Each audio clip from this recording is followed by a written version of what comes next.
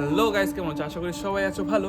So আজ একটা new video নিয়ে চলে এসেছি। আর আমি আছি এখন বিধাননগরে। এখান থেকে প্ল্যাটফর্ম জাস্ট কিছুটা দূরে। এখান থেকে হেঁটে 5 থেকে 7 মিনিট প্ল্যাটফর্মটা আছে দূরে। আমি এসেছিলাম এখানে ভোরবেলাতে। আর আমার গাড়িতে আজকে লোড হয়েছে কেমিক্যাল হয়েছিল, যেটা প্লাই কাটে যেই কেমিক্যালটা ইউজ করা হয় সেই কেমিক্যালটা হয়েছে লোড। আর আমি ভোরবেলাতে এখানে এসে গাড়িটা লোডিং পয়েন্টে দিয়ে গিয়েছিলাম। আর লোডিং পয়েন্টে দিয়ে আমি টুকুত করে বাড়ি চলে গিয়েছিলাম।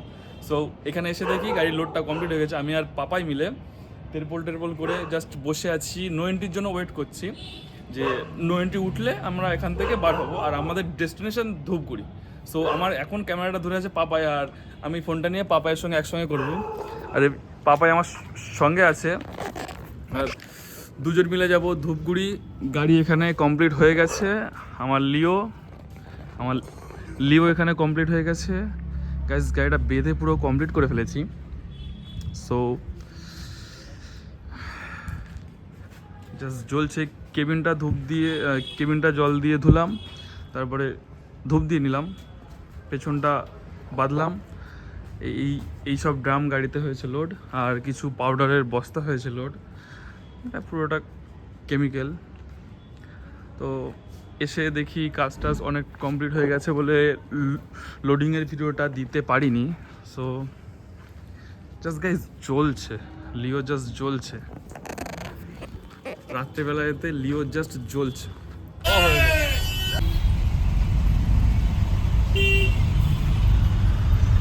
তো এখান থেকে গাড়ি লোড করে বার হয়ে গিয়েছি, আর আমি এখন উল্টোডাঙা ঢুকছি। সো এখানে বাসের প্রচণ্ড কোলাহল থেকে জাম থাকে। সবাই কাছে তোলো। আমি উল্টোডাঙা পার করে এসেছি, আর আমি এখান থেকে যাবো বাঁ দিকে।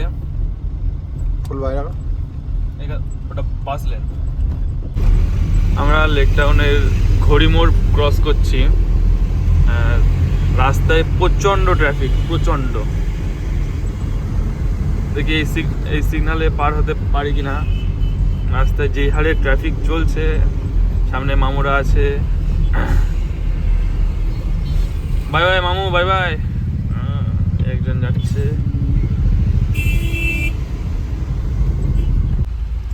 তো গাইস, কৈখালের এখানে এতটা পরিমাণে জাম, জাস্ট ধারণার বাইরে। প্রচণ্ড জাম, প্রচণ্ড। আমার সামনেই, পেছনে কিছুটা আছে। আর আমার রাত্রে জাগা বলে আমি প্রচণ্ড ঘুম লাগছে, সেই জন্য গাড়ি পাপাইকে দিয়েছি, পাপাই চালাচ্ছে।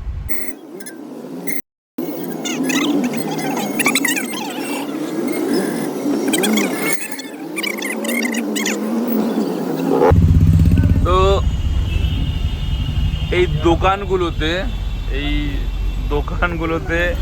কালকে প্রচণ্ড পরিমাণে বিক্রি যাবে বেড়ে, প্রচণ্ড পরিমাণে। এখন থেকেই স্টার্টিং শুরু করে দিয়েছে, বিকজ কালকে রোজ ডে। যারা প্রেম করে তাদের জন্য কালকের দিনটা কাল থেকে শুরু হবে, না হলে গার্লফ্রেন্ডে ঝাড়ি খাবে। আমাদের পাম্পের থেকে তেল নেওয়া হয়ে গেছে। তেল নিয়ে আমরা এবার বার হব। আমাদের পাম্পের থেকে তেল নেওয়া হয়ে গেছে, 10,000 টাকা তেল নিয়েছি।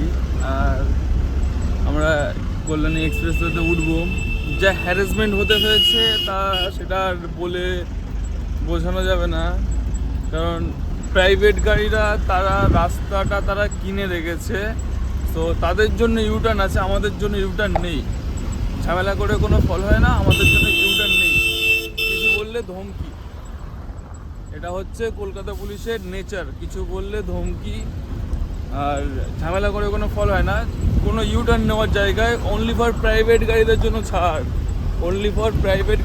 ছাড়, আমাদের মতো কমার্শিয়াল ভেহিকলসদের জন্য বা ট্র্যাকদের জন্য কোনো ছাড় নেই। পয়সা দাও, টাকা। যেই জায়গার থেকে সব গাড়ি যাচ্ছে, যেই জায়গার থেকে যেই একটা পার্টিকুলার জায়গা সেট করা আছে যে অমুক জায়গা থেকে সব গাড়ি ইউটার্ন নেবে, যেহেতু ব্রিজের কাজ চলছে। তো সেই জায়গা থেকে আমাদের গাড়িগুলো ওভারটেক ইউটার্ন নিতে দিচ্ছে না। আমাদের জন্য ছাড় নেই। ওটা পার্টিকুলারলি প্রাইভেট গাড়ি যেগুলো আছে তাদেরকে মান্থলি মনে টাকা দিয়ে জায়গাটা কিনে রেখেছে, কিংবা মমতা সরকারকে টাকা দিয়ে জায়গাটা কিনে রেখেছে। সেই জন্য আমাদের ট্রাকদের ওখানে ইউটার্ন নেওয়া যাবে না। তো এটাই আমাদের কলকাতা, কিছু বলার নেই, কিছু বললেই চলো।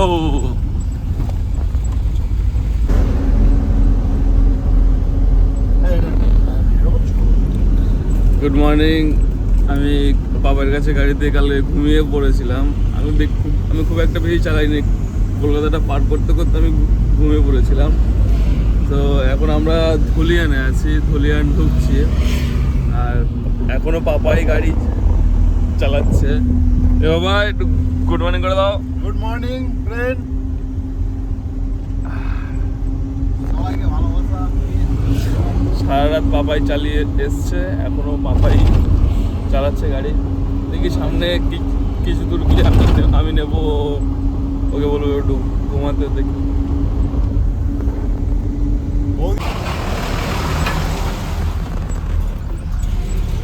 আবারও ফারাক্কা রাত দিয়ে উঠে বললাম। দূরে ফারাক্কা ব্রিজটা কমপ্লিট হয়ে গেছে আর আমরা এখন বাঁধের উপর দিয়ে যাচ্ছি। সকালবেলা বেশ ভালোই লাগছে, চলে রোদ্দুরটা পড়ছে, জাস্ট একবার দেখো কত সুন্দর লাগছে জলটাকে। প্রকৃতির একটা কালারই আলাদা।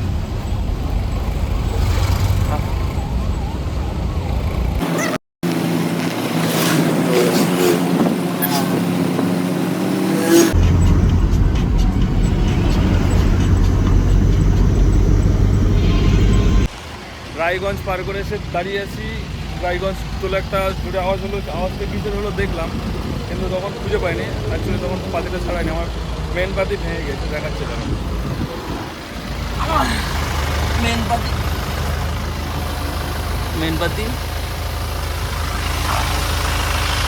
পাতি পুরো ভেঙে গেছে গাড়ি। এখান থেকে হালকা ক্র্যাক হয়েছিল। মেনপাতি ভেঙে গেছে, এখন সামনে যাব, মেনপাতিটা ঠিকঠাক করে নিয়ে তারপর এখান থেকে বার হবো।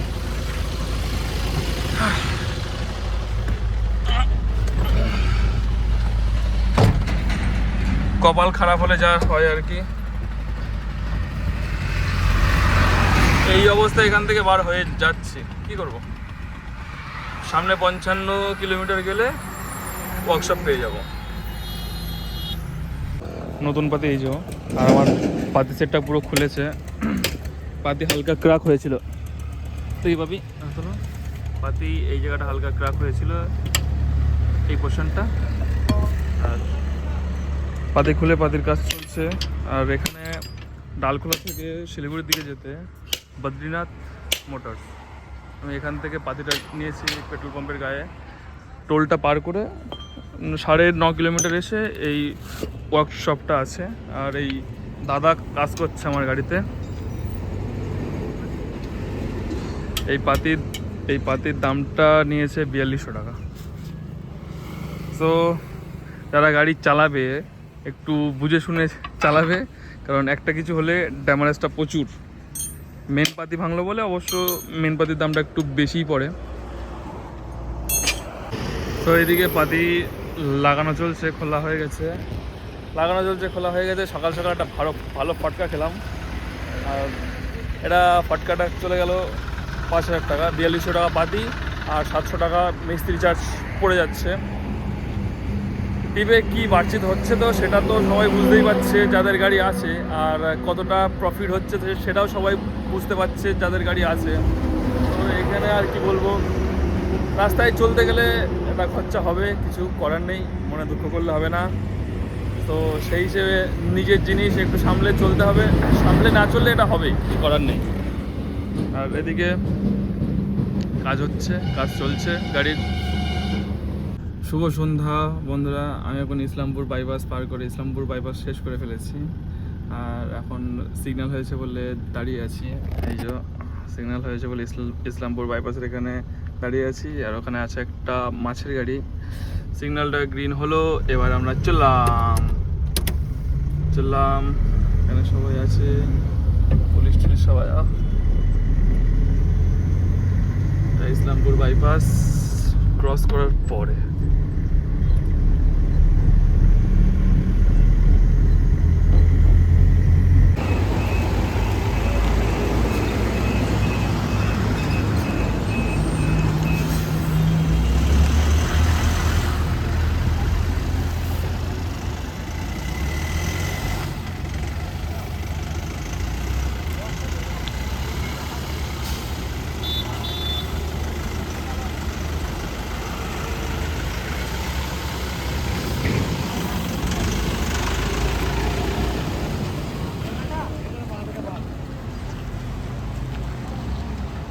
শিলিগুড়ি বাইপাস ঘোষপুকুর টোলটা পার করে সোজা চলে গেলে শিলিগুড়ি।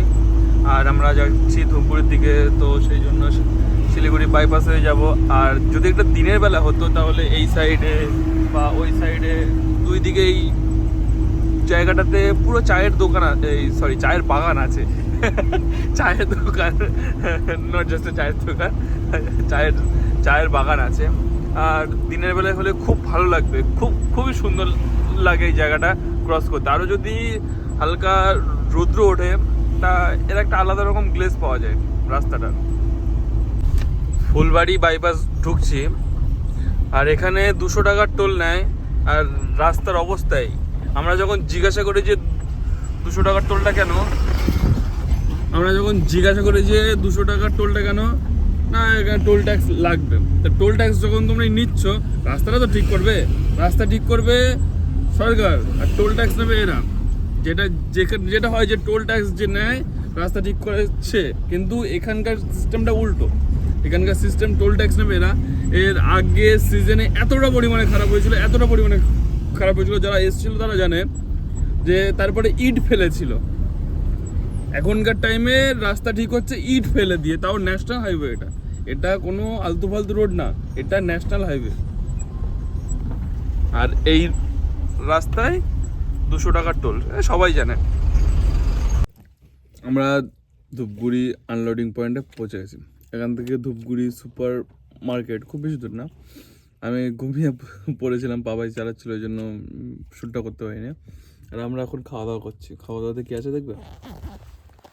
রুটি আছে, মটর দিয়ে আলু দিয়ে সবজি, আর ডিম ভুজিয়া। আর পাপি এই যে খুব টেস্টি খাবার বন্ধুরা। খাবারটা নাকি টেস্টি খাবার।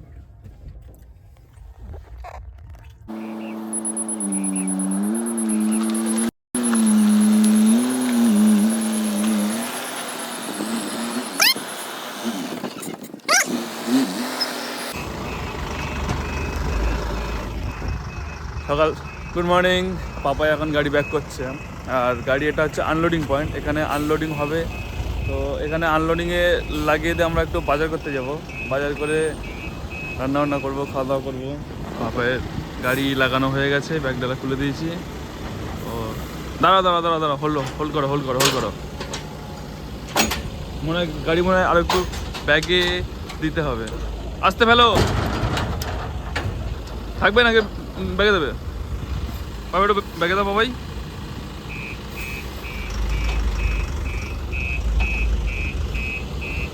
যাও ব্যাস, হ্যান্ডব্রেক তুলে দাও, কাজটা পুরো দাও তুলে।